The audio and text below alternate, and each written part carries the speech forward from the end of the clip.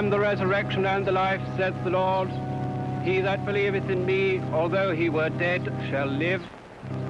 And he that liveth and believeth shall not die.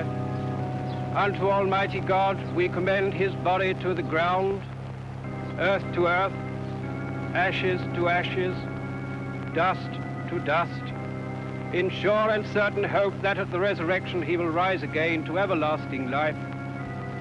Amen. Well, that completes the formal contents of Sir Charles's will. May I be the first to congratulate you, Sir George, as the new heir to Farnsworth Castle? A mass of crumbling stone and a morbid legend. Oh, plus an estate with a handsome revenue. All our legacies were most liberal, Mr. Clarkson. My brother was a generous man. He was a bully and a braggart. George, please. Charles is dead now. He treated you more like one of his hounds than his ward, Sylvia, and you know it. Henry, you can now do what you've always dreamed of doing. Buy your own medical practice. £2,000. I'm overwhelmed. I suppose that finishes the will, Clarkson? Well, not quite, Sir George. Your cousin Charles added a most unusual codicil. Having made many enemies in my life, and suspecting that any one of them may be tempted to bring my earthly days to an abrupt end, I hereby direct, no matter how I die, that Sherlock Holmes be engaged to investigate the circumstances of my death. Sherlock Holmes? The detective. But it's absurd. Charles died from a heart attack. You signed the death certificate yourself, Reeves. I won't allow Holmes to investigate. I'm afraid Mr. Holmes has already commenced his investigation. A court order was issued this morning. A court order for what? The exhumation of Sir Charles's body. The autopsy has been completed. Sir Charles died from arsenic poisoning.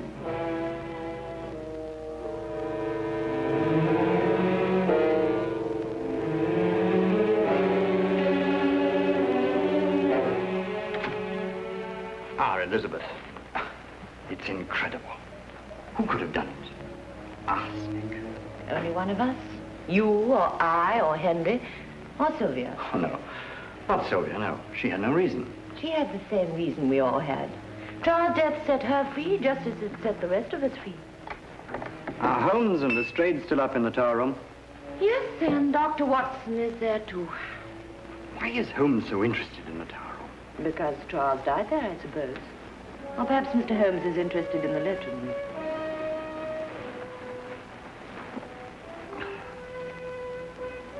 That ridiculous, gruesome legend. Murder's what I believe in, Holmes, not legends. Well, you know, Lestrade, legends are sometimes put to surprisingly modern uses. By the way, what is the legend, Holmes? Well, it dates back to the Wars of the Roses. A sentry fell asleep here one night while on watch. As a result, they chopped his head off. Ever since that time, anyone who sleeps here is supposed to die. Nonsense. Quite. And yet Sir Charles slept here, and he did die. It's a coincidence. He'd already taken the poison. He had to die somewhere. You know, that window is much too narrow for anyone to get in or out. With that door locked, this place becomes a classic sealed room. It was arsenic that killed him, Holmes, not the room. Or the legend. Or the legend. Dr. Watson, you read the autopsy report. What's your opinion? Well, there is one thing that struck me as odd. This is January. Mm-hmm. Yet Sir Charles had eaten grapes the night he was poisoned. Well, what's that got to do with it? Well, you don't very often find grapes in January. Not in England, anyway. Clever, Watson. Grapes in January, eh? Yeah.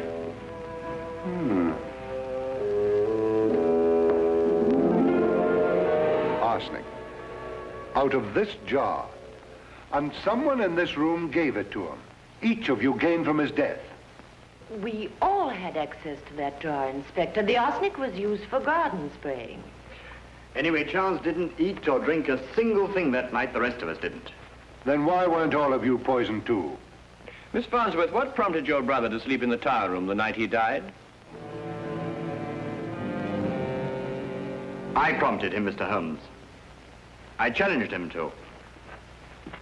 Oh, really? Why? To put his constant bragging to the test. It started at dinner that night. Elizabeth, your meals are getting progressively more inedible. If you can't do better, I suggest you find your own home and run it. I'll try to do better, Charles. Elizabeth, I liked your dinner. What do you know about decent food? What do you know about anything? I know how to run your estate for you. And a mess you're making of it, too. With half the tenants overdue in their rents. I won't sweat a man's rent out of him, Charles. You'll get the rest of the rent by tomorrow, or out you go. Bag and baggage. What have you got to say to that?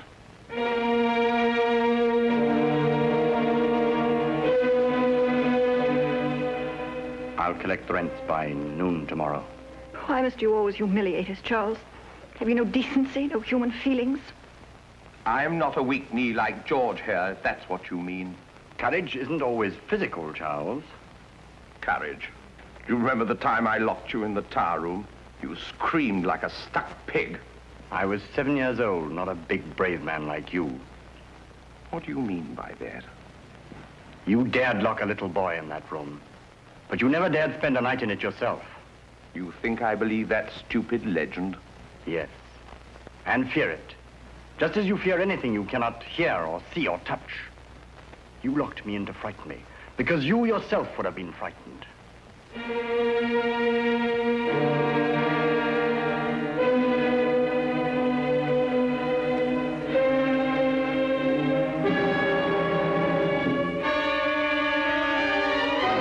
Elizabeth, get me a candle. I'm spending the night in the tower room. But Charles, you mustn't. You're hard. If you were frightened... Don't talk like an idiot, Reeves. Frightened of what? An old wives' tale?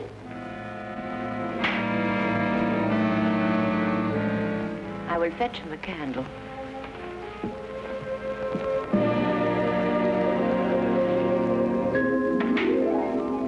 I had to break open the tower room next morning.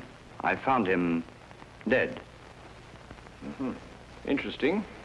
What kind of grapes were served at dinner that night? Grapes? No grapes were served. We haven't had grapes in the house for months. Then who gave Sir Charles the grapes he ate that night?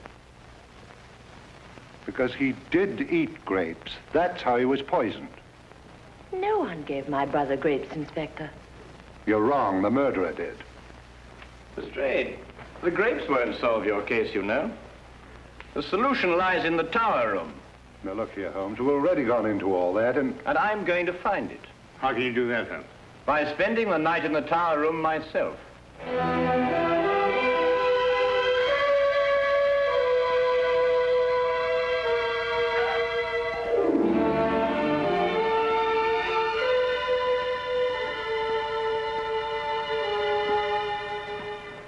Mr. Holmes, I think you are wrong to take the legend of Farnsworth Castle so lightly. On the contrary, Miss Farnsworth, I'm taking it very seriously. Then be on guard, Mr. Holmes, and stay awake.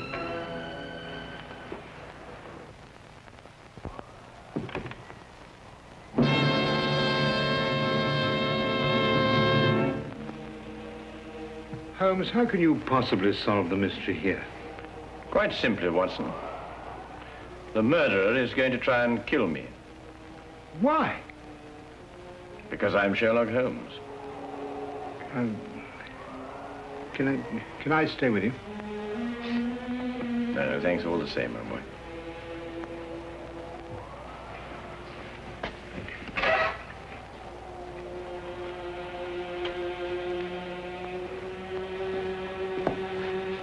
Holmes, if anything happens, you will shout, won't you? Yes, yes. Loud and strong.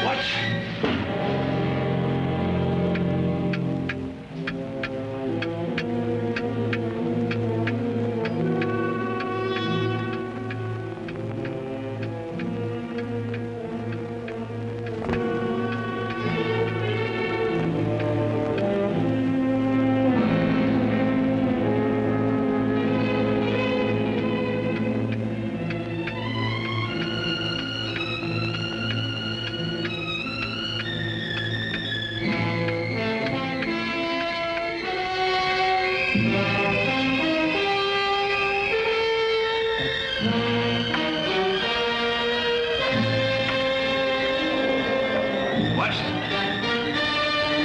Watson!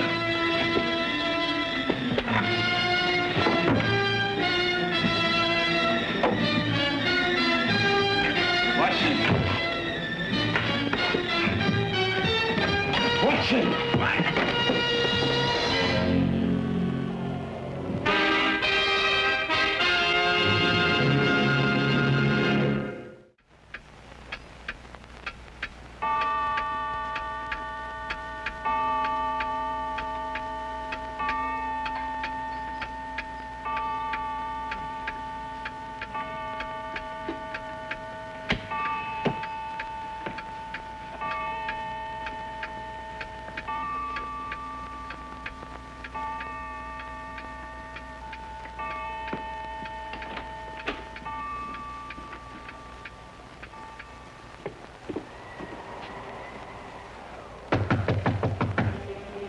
Holmes? Holmes!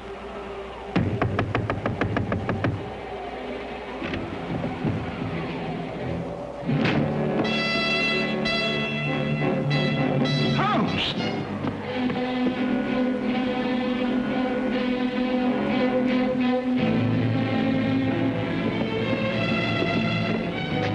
Poison. Watson, I'll get you back to my room.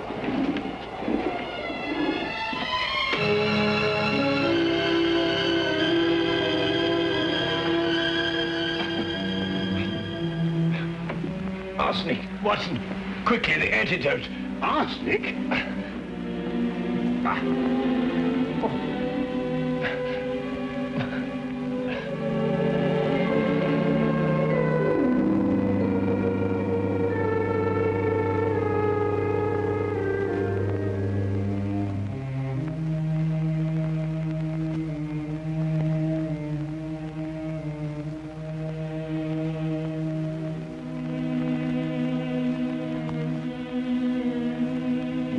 Cunning, Watson. Yes, maybe, Holmes, but I don't understand. After all, you and I ate the same thing the entire evening.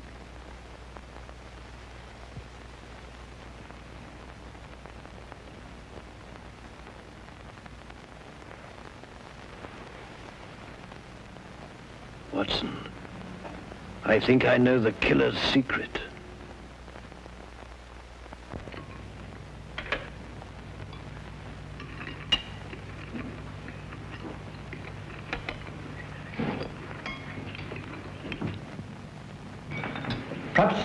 Perhaps I'd better go out and wake Holmes.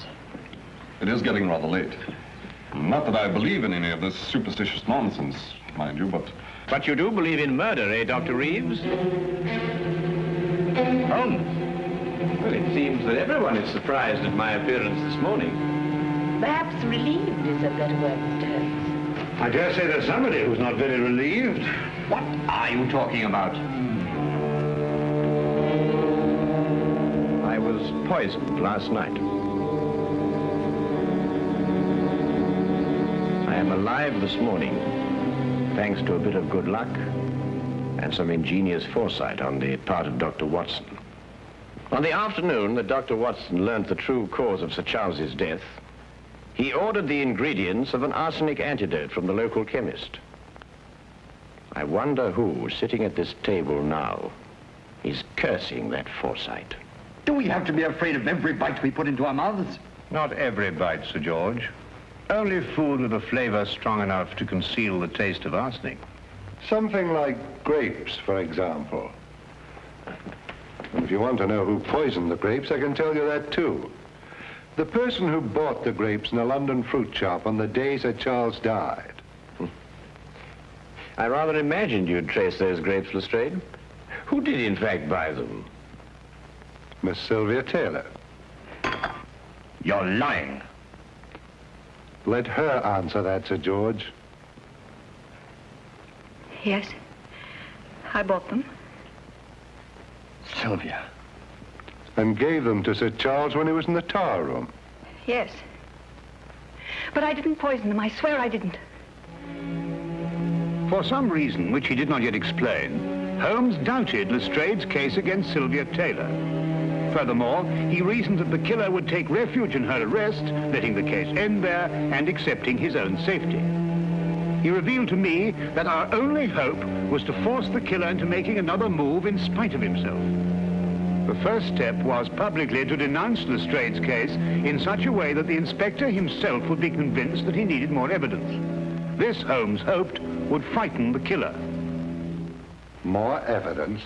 You could spend a lifetime going over this place with your magnifying glass. And I wouldn't even attempt it. But a whole battery of men could accomplish it in a very short time indeed. Now look here. A whole battery of men? Lestrade, how soon do you think you'll get up here sufficient men from Scotland Yard to carry out a systematic and thorough search? Tonight, maybe. Certainly by tomorrow morning. Just a moment here. This is my home. And Lestrade, I think Sir George is going to be rather anxious that they come armed with a search warrant. I'll get in touch with the Yard immediately.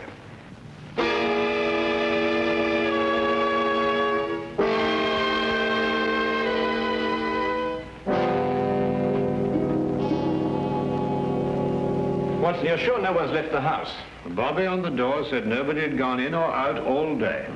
Well, I hope we haven't been outwitted on this. It's been a very tiring time, Holmes, watching every move that's being made and getting nowhere. Yes, we can't afford to let up now, Watson. The pressure's really on him, you know. He's got fear to contend with. Oh, Holmes, why do you keep crossing to that window? You know, I think it's your pacing up and down all day that's made me more nervous than anything else. There it is, Watson. What? Quickly, Watson, the tower room. Coming, Holmes.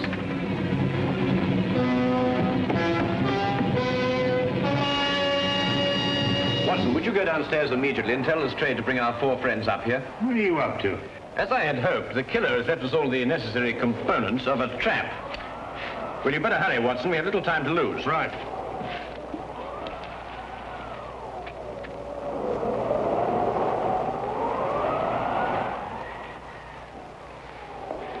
Won't you sit down here?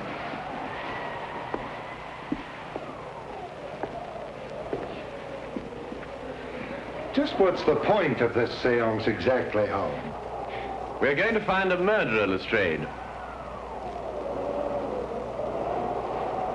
Yes, but why here? Perhaps the legend's going to tell us. Yes, Lestrade. The legend. The weird tale of a headless sentry. And a most convenient one for the murderer, who didn't anticipate an autopsy. Yet why did he choose this room to murder in? What is the mysterious connection between the tower room and death? Please stop. I don't want to stay here any longer. I'm sorry, Miss Taylor, but we must stay here and wait. Perhaps all night. Who knows? But this is insane. I don't feel very well. Could we open the window? I'll open it for you, Elizabeth. It is getting rather stuffy in here. Don't bother, Dr. Reeves. I've already tried to open it myself. It's quite impossible. My head is spinning. You've got to open the window. I feel faint. Please open the window. I've already told you, Miss Farnsworth. It's quite impossible. I don't believe you. Reeves, make him open the window. Elizabeth, calm yourself. It's just this eerie room that's getting on your nerves.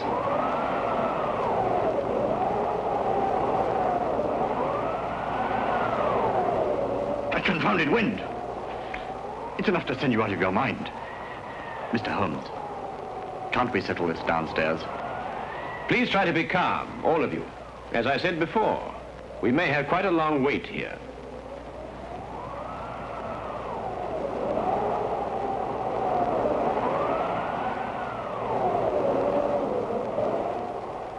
Let me out of here. Elizabeth! Open the window. Do something. Stop it! Isn't it bad enough without you going off? You fools. You fools, you don't understand. We've got to have air. For heaven's sake, open the window. Let me go. Let me go. It will kill us all.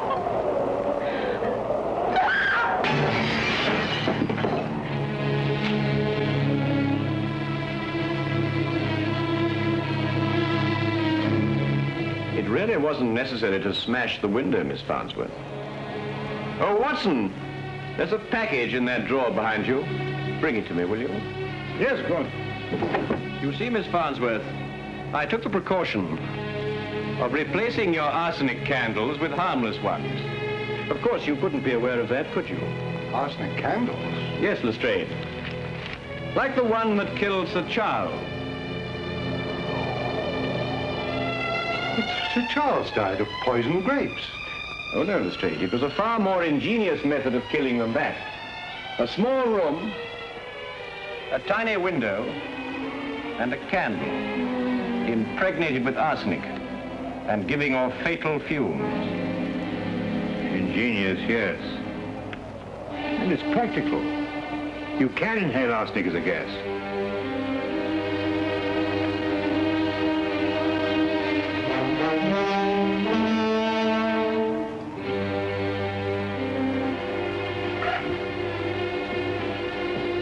Follow it, officer.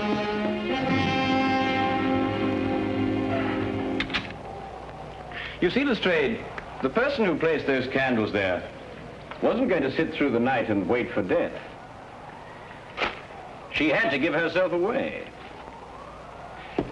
I'm sorry to upset all of you, but quite frankly, I didn't know which one of you it was.